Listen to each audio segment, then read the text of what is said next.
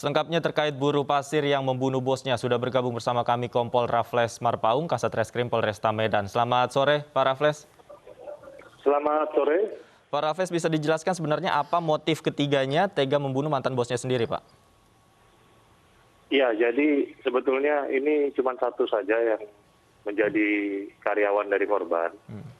Yang dua itu tetangganya yang satu ini. Jadi motifnya itu hanya karena adalah balas dendam.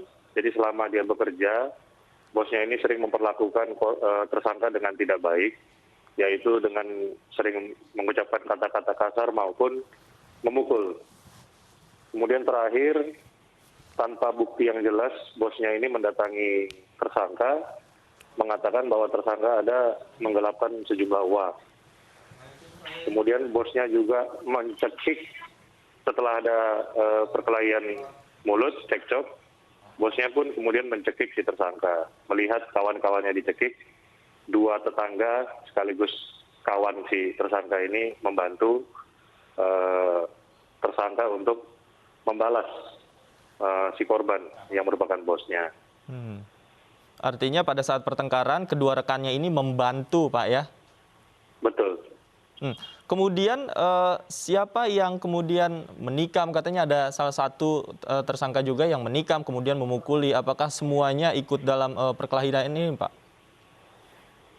Dari ketiga orang tersebut, satu menggunakan tangan kosong, satu menggunakan linggis, dan satu yang merupakan karyawan si korban menggunakan pisau yang ada di dapur. Apakah memang korban ini setelah kejadian tersebut langsung tewas di lokasi atau sempat meminta pertolongan dari warga?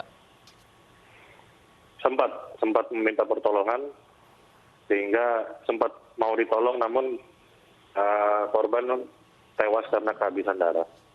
Baik, korban tewas karena kehabisan darah. Kemudian ketiga tersangka ini melarikan diri, Pak. Apakah pada saat peringkusan ketiganya berada di lokasi yang sama, Pak?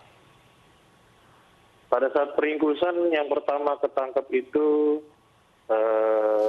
satu orang dulu, itu di daerah Deli Serdang. Kemudian dari satu orang ini kami mendapat info yang dua itu melarikan diri di daerah Langkat. Keduanya bersembunyi di perkebunan di daerah Langkat. Artinya di tempat yang berbeda, Pak, ya. Kemudian apa yang membuat petugas mengeluarkan tindakan tegas terukur? Kami melihat juga video penangkapannya ini ada luka di kaki tersangka, Pak. Seperti apa kejadiannya pada saat itu? Ketiga tersangka ini mencoba melawan petugas. Iya.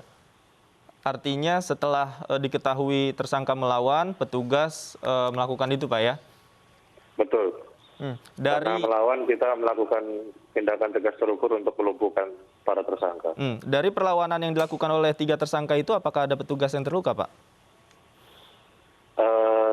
Syukurnya tidak ada yang terluka.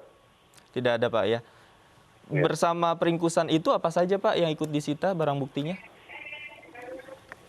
Barang bukti yang disita tidak ada. Pada saat peringkusan mereka barang buktinya sudah disita duluan di TKP karena ditinggalkan di TKP.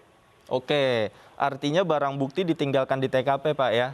Tidak dibawa serta oleh para tersangka ini bersembunyi, Pak? Betul. Oke, apa saja pada saat itu, Pak, yang diamankan dari TKP, Pak? Ada linggis, ada pisau, dan beberapa pakaian korban yang berlumuran darah. Baik. Untuk ancaman hukumannya, Pak, kepada tiga tersangka ini seperti apa? Maksimal ancamannya 15 tahun. Maksimal 15 tahun ketiganya, Pak, terhadap ketiganya? Iya, sama. Oke, baik. Terima kasih Kompol Raffles Marpaung, Kasat Reskrim Polresta Medan sudah bergabung bersama kami di iNews Sore. Selamat sore.